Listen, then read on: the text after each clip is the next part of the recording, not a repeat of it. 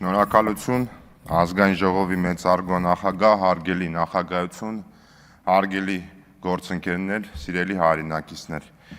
Նախ մի անձնական բան պետք է ասեմ, ես ընդհանրապես մի սկզբունք ունեմ, որը որ իրականում կյանքի ընթացքում եմ սովորել, եւ դա ինձ համար դարձել է սկզբունք, անկախ իմ անձնական վերաբերմունքից մարդուն, ես կարող եմ շատ վատ անձնական վերաբերմունք ունենամ մարդու հանդեպ, այնպես որ անգամ դուրսը չուզենալով ստիպված բարևեմ այդ մարդուն, բայց քաղաքական գործընթացի մեջ առավել ևս ես պարտավոր եմ այդ մարդուն լսել, որովհետև ես չեմ բացառում, որ անկախ իմ անձնական վերաբերմունքից այնուամենայնիվ իր ասելիքի մեջ կարող է լինել ճշմարտության հատիկ։ Նախ եւ առաջ ուզում եմ ձեզ շնորհակալություն հայտնել այս քննարկման համար։ Ես համարում եմ, որ դուք բավականին բովանդակային հարցադրումներ եք արել եւ այդ թվում շատ ուրախ եմ, որ դուք ակնկալում եք ինձանից ավելի խորքային խնդիրների վերաբերյալ խոսակցություն, բայց կարծում եմ բոլորիդ համար է հասկանալի է, որ ժանրը չի նախատեսում դա զուտ նաեւ տեխնիկական առումով խորքային քննարկումներ ես ինքս եմ ակնկալում եւ այդ խորքային քննարկումներին մենք իրար հետ ես ձեզ վստահեցնում եմ կհասնենք աշխատանքի ընթացքում եւ այդ թվում նաեւ ինքներդ կտեսնեք եւ կզգաք այդ խորքային քննարկումների աշխատանքի արդյունավետությունը։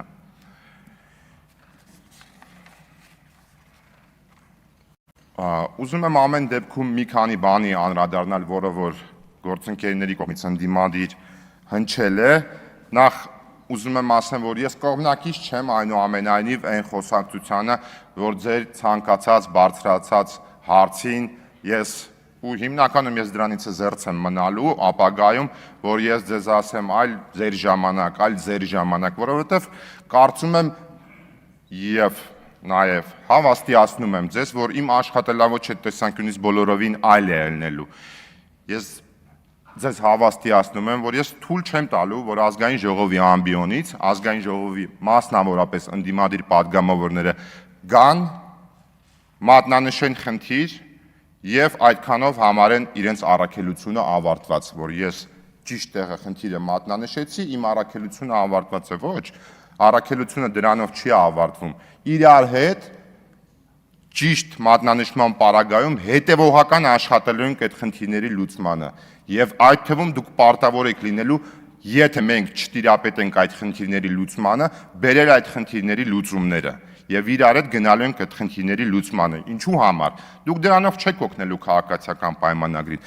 Նախ եւ առաջ դուք դրանով օգնելու եք Հայաստանի Հանրապետության քաղաքացիներին եւ իհարկե դուք դրանից նաեւ քաղաքական առումով նպաստելու եք ձեր առաջխաղացմանը, որովհետև դա պարզ հաշվարկ է եւ դա այո ձեզ բերելու է քաղաքական դիվիդենդներ եւ բարձրաձայնելու է ձեր քաղաքական ռեյտինգը։ Այդ դեպքում հակառակ պարագայում չի բարձրացնելու, միայն իջեցնելու է։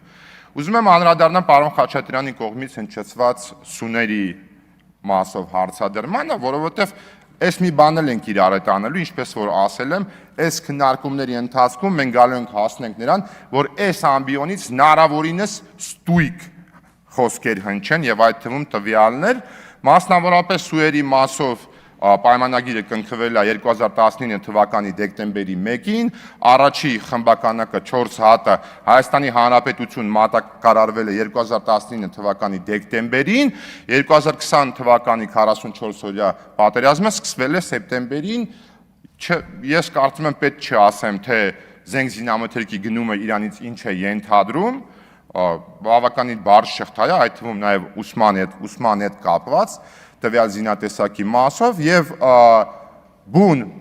մատակարարումից, երբ որ Հայաստանի Հանրապետությունում ա եղել եւ պատերազմի միջև 9 ամիս տարբերություն կա, այլ ոչ թե 1.5 տարի, 1.5 տարին 18 ամիս է։ Կարծում եմ կարևոր այնուամենայնիվ արձանագրում է այդ տեսանկյունից։ Պարոն Վարդանով, ես ակնկալում եմ նաեւ եւ կարծում եմ չեմ սխալվում, որ դուք ապագայում լինելու եք այս հանձնաժողովում, նաեւ ակնկալում եմ, որ դուք առաջադրվելու եք որպես այդ հանձնաժողովի տեղակալ, բայց ես երկու նկատառում ունեմ։ Նկատառումը առաջին կապված համապարփակ հետ։ Ես խնդրում եմ, դուք ձեր ելույթում ասեցիք հասարակության կողմից ընդունված համապարփակ պաշտպանության եւ անվտանգության հայեցակարգը։ ճիշտը ասելն է ոչ թե հասարակության կողմից ընդունված, այլ հասարակության կողմից առաջարկված, կառավարության կողմից փոխըմբռնումով ցուցաբերված այդ թեման քննարկվել է եւ իրար այդ համատեղ աշխատանքով գնացել ենք եւ հասել ենք որոշումների, որոնք որ իհարկե մնացած խնդիրների հետ որոշակի առումով համաձայն եմ, ելի եմ ասում, ձեզ հետ էլ միասին առաջիկայում աշխատելու ենք եւ շատ եմ ողջունում ձեր ելույթի մեջ հնչած մի կարեւոր բան, իմ համար այդ բառը առանցքային է եւ կարելի է ասել աշխատանքի առումով սկզբունք է, այդ թվում նաեւ նախորդ շրջանում մի փորձարարությունից ելնելով շատ կարեւոր է աշխատանքի մեջ լինել հետեւողական։ Եվ երբ որ դու մի անգամ ինչ-որ մի խնդրով զբաղվում ես եւ այդ խնդրի լուծմանը չես հասնում, դա չի նշանակում, որ դու չպետք է շարունակես այդ խնդրի լուծումով զբաղվես, դու պետք է հետեւողական գնաս եւ զբաղվես այդ խնդրի լուծումով։ Ուզում եմ անդրադառնամ նաեւ ռազմական բյուջեի մասով, եթե չեմ սխալվում, հիմնականում պարոն Դավթյանը շեշտադրում դրեց, Հայաստանի Հանրապետության ռազմական բյուջեն 2017 թվականին եղել է 455 միլիոն դոլար։ 18 թվականին 508 միլիոն, 19 թվականին 643, 20 թվականին 632, 21 թվականին 622, 22 թվականին 796, 23 թվականին միլիարդ 324 միլիոն դոլար,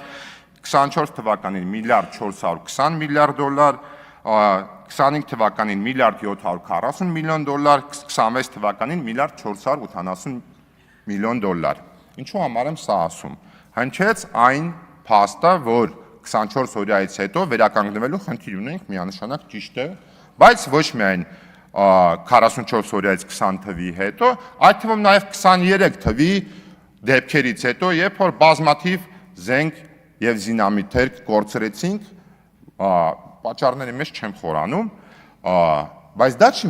միակ պատճառը։ Երբ որ դուք Ադրբեջանի ռազմական բյուջեն եք մատնանշում, խնդիրը հենց դրա մեջ է, որ տեսնելով, որ հարևան երկիրը աճեցնում է իր ռազմական բյուջեն, Հայաստանի Հանրապետության կառավարությունն է համապատասխան որոշումներ է կայացրել իր ռազմական բյուջեն նաև աճացնել, այլ հարցը իհարկե թե որքանով են համեմատելի ռեսուրսները։ Ուզում եմ անդրադառնամ նաև կրկին Արևմտյան Ադրբեջանի մասին,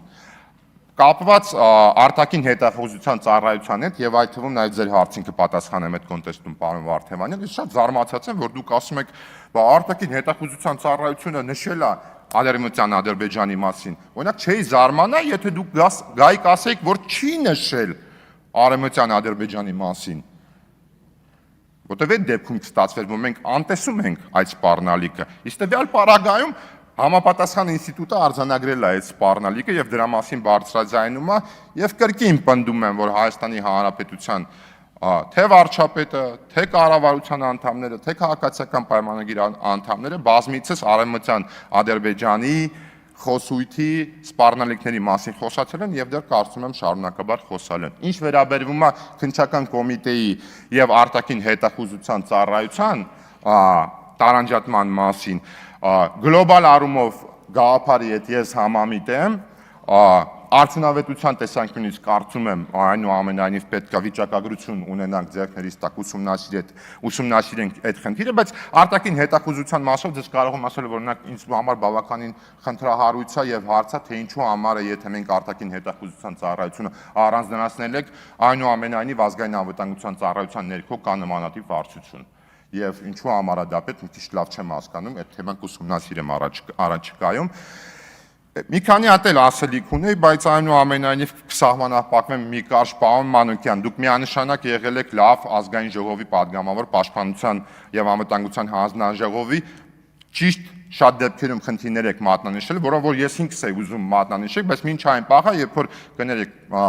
թուրը հանել եք ու որոշել եք, որ մի քանի տեղ պետք է արյան ծով սարքեք, էլի։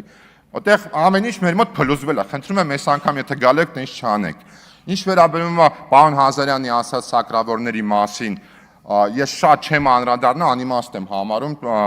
պարոն Հազարյանին զուտ տեղեկացնում եմ, որ ես մշակված ունեմ հումանիտարականազերծման մասին օրենք, իրան առաջիկայում հրավիրել եմ, իրար հետ միասին այդ օրենքի շրջանակում աշխատենք, պարոն Հազարյանը նաև շատ հումորներ արել ուսապարկերի մասին, այսօր ուսապարկով եկել, չգիտեմ, մի բան եղած չլինի միամիտ, եւ վերջում Պարոն Կարապետյան, Տիկին Գրիգորյան, ես անկասկած վստահ եմ, որ այնուամենայնիվ հավանաբար դուք կունենաք քաղաքական որոշում առ այն, որ օրինակ իմ դեպքում ինչ չընտրել, հաշվի առնելով քաղաքական նպատակահարմարությունը եւ այդ թվում նաեւ ենթադրելով, որ եթե դուք ինձ ընտրեք, դա ինձ ինչ-որ լեգիտիմություն է ավելացնելու կամ պակասեցնելու։ Ամենևին ոչ, բայց ես ձեզ առաջարկում եմ, ավարտում եմ։ Ես ձեզ առաջարկում եմ հետեւյալը,